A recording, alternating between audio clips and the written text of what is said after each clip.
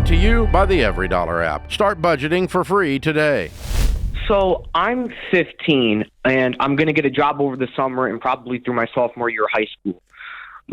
What I want to do with the money is I want to put it into a custodial Roth IRA. Because if you put in the money now, you don't really have any expenses when you're my age. But my parents are in a lot of credit card debt, and I feel like I owe it to them to help them to pay it off. So my question is, what do I do with my money that I'm about to earn? Wow. Well, you are a very astute 15-year-old, man. You're talking about custodial Roth IRAs over here. When you say the word even custodial. What happened to video games, Rachel? That's what the kids used to. No, I'm proud of you, man. So have you dove into finances because you saw your parents struggle with it and you went, I never want that to happen to me? Yeah. Yeah, that's basically it. Yeah. Wow. And if they talk to you about it, Brock, how much of this is you observing them or them like being like, hey, as a family, like this is where we're at and mom and dad are going to get out of credit card debt because we're in it? Like how open are they about their situation with you? They're pretty open. I mean, when I look at it, they're always really complaining about their credit card debt. They do have a mortgage, but they say to me that their mortgage is pretty under control. Their credit card debt's the main issue, and they've always been pretty transparent.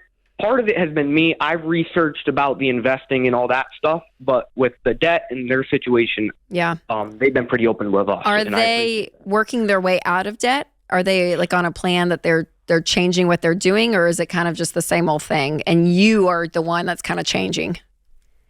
They are doing the baby steps. I would not be surprised if they're listening to this show right now. Do they know you're calling in? I told them about maybe you want to call in. So yeah.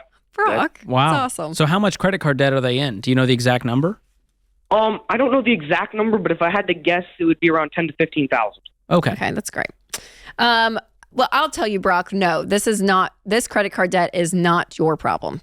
This is not your responsibility. You're a 15-year-old, and your job, if you earn any extra money, in my opinion, goes to Brock.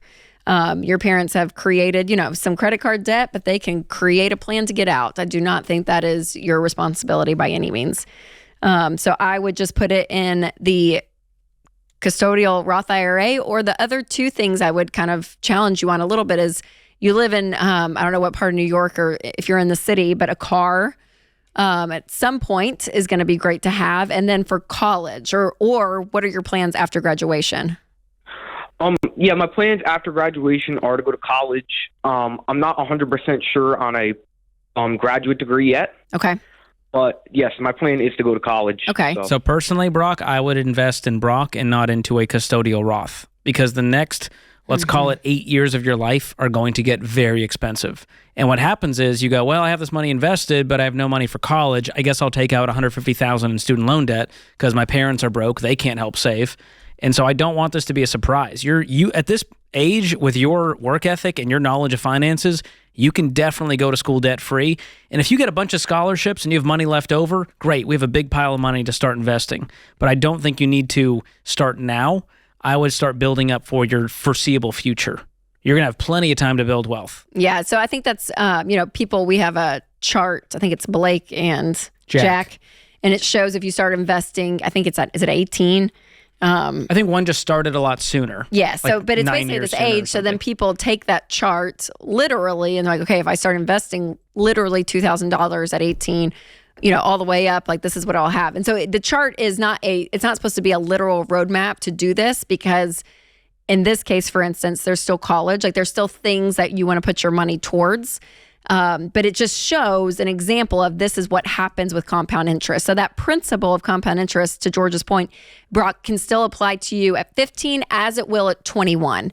And by the time you cash out a Roth IRA at 59 and a half, you're going to be fine, right? Like, I mean, the difference would be, oh my gosh, I might have to go into debt for college, and that's going to put me back a few years because I have to pay off this debt. So we would rather you cash flow your life moving forward. And then once you're out of college, Brock, working full time, you kind of have some stability. And if this money you're saving now wasn't used for college, and after moving expenses and all the things, you could take a chunk of that money and invest it then, at 21, 22 years old. But for now on, I probably would just do a high yield savings account and be putting all your money in there.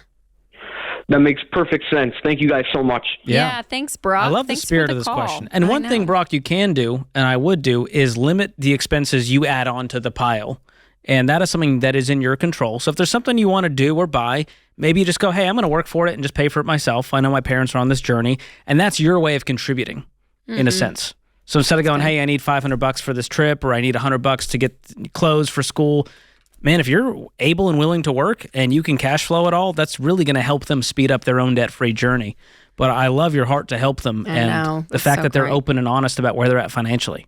Yeah, I mean, that's what I loved. I'm like, man, these parents are talking about it. I mean, to the point that he's like, woo, maybe I can help, which is a great spirit to have. But yeah, at 15, I think you're good. Yeah, we've talked about age-appropriate money conversations, and you talk about this a lot in your book, Smart Money, Smart Kids, about, okay, what is the right time to introduce things to the kids? And how do you, I bet even in the last 10 years, you've changed your mind about what is the right time for parents to talk to their kids and how much information do they share? Yes. What is your current thoughts on that? Yeah, the dollar amount. I think at 15, Brock's example, I think is great. I would be comfortable sharing, like, here's how much debt we have to a teenager, because if you think about it, in just 3 years, 2.5 years, he's going to be out on his own anyway. So it's like, to bring them in, because his parents are working a plan. So yes, they're complaining about it, but yet they're doing something about it, which I think is key for him to see that example.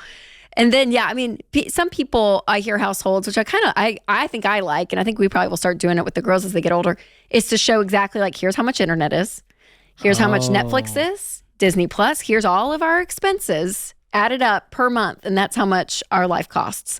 And it's not a burden on them, right? You're not doing it to, like, shame them of, like, oh my gosh, how much it costs to, like, have a family. But it's like, hey, here's the reality. But they need to know that as teenagers, the reality of how much it is to for a light bill, right? So that some people debate with the income idea of how much, if you tell your kids. Yeah, I was wondering about that. That feels dicier. I probably wouldn't do that until they're older, maybe out of college or something. I don't know. I just wonder if it creates an unhealthy bar that is set by the parents, whether they don't make a lot or they make an astounding amount. Yeah. For the kids to be like, okay, well, that's what I need to. If I can get there, I'm doing as well as my parents. Okay. Like a competitive thing almost? Almost competitive, but almost like that's a dude thing. Did I make it? I don't think I'd ever think about that. Let's say you find out your dad makes $100,000. Well, now the bar is, if I can make $100,000, I'll be doing as well as dad. My dad, yeah. He'll be proud of me. Okay, you just went to a therapy session. I think that's why guys buy trucks. Is it? There it is. I think we've come full circle. Create your free every dollar budget today, the simplest way to budget for your life.